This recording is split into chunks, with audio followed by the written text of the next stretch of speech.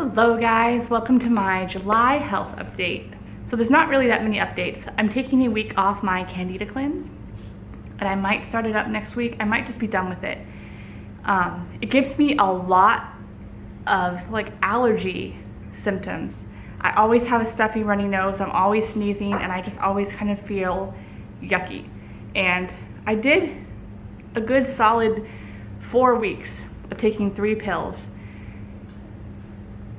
I don't know, it's really rough. I'm not sure that I want to do a solid 4 weeks or 5 weeks of July of taking 4 pills for the Candy Clear.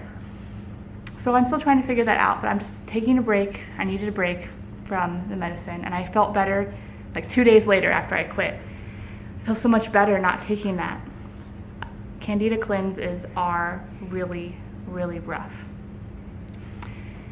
I have been having more Herxheimer reactions this month. I'm not sure if it's due to the Candida cleanse. I'm still been having maybe 1 every 3 days, sometimes 2.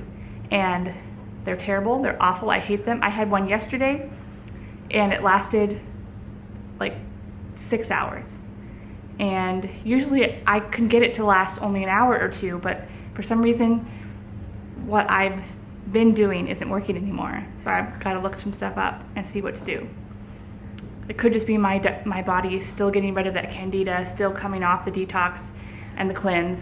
So I don't know. One thing I did do is I did a week of testing my blood sugar last week.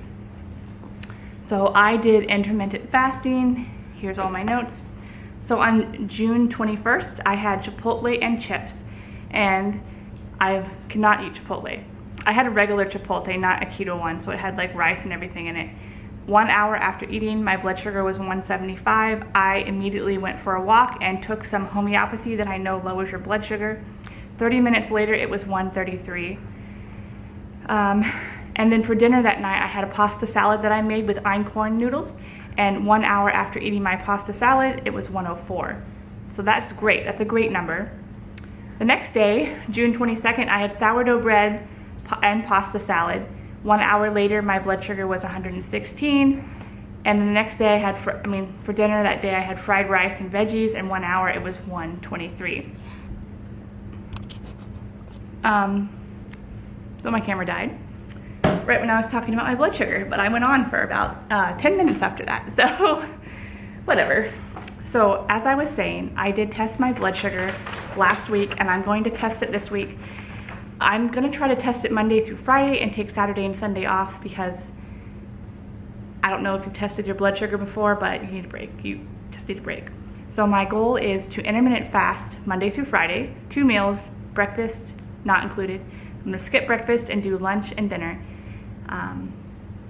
And then Saturday and Sunday I will do breakfast, lunch, and dinner, as long as I feel okay. I don't want to get overboard, and I'm really trying to avoid sugar. My goal is to have 1 whole week of good blood sugar, and then I'm going to take a whole week off of testing.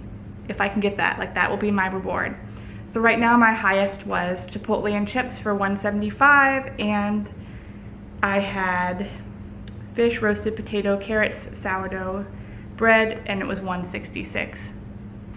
So I am taking the Banerjee protocol for diabetes, but only when my blood sugar is high, and it does seem to help lower it by about 30 points in about half an hour. So I'm really proud of that. I still want to heal. I will be visiting my naturopath mid-July, and I want to have all this information to give her, because high blood sugar is with a lower quality of life and a lower longevity, and I want to live to see my grandchildren. I really do. So for a life update, I really want to make crochet videos again. I'm going to try. We'll see how it goes.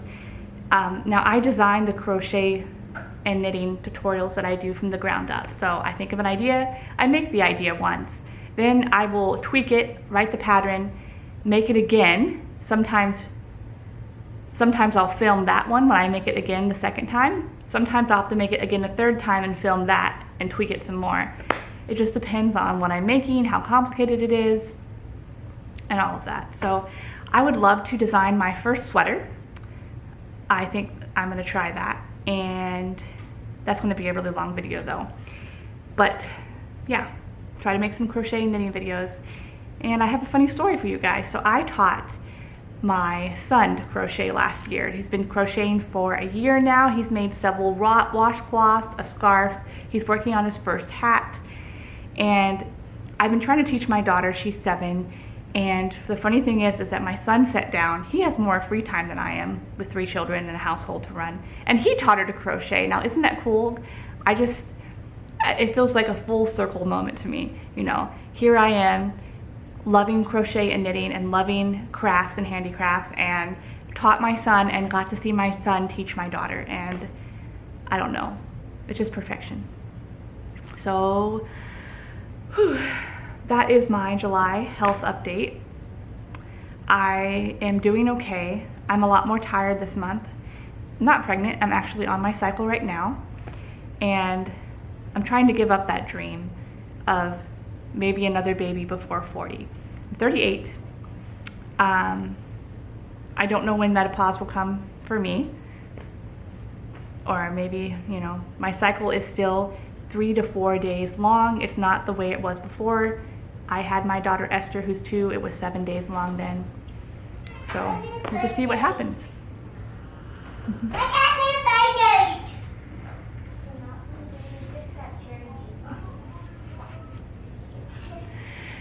And I will see you guys next time for the August update, where we are going to start homeschooling again. My daughter's going to 2nd grade and my son is going into 5th grade. So it's crazy.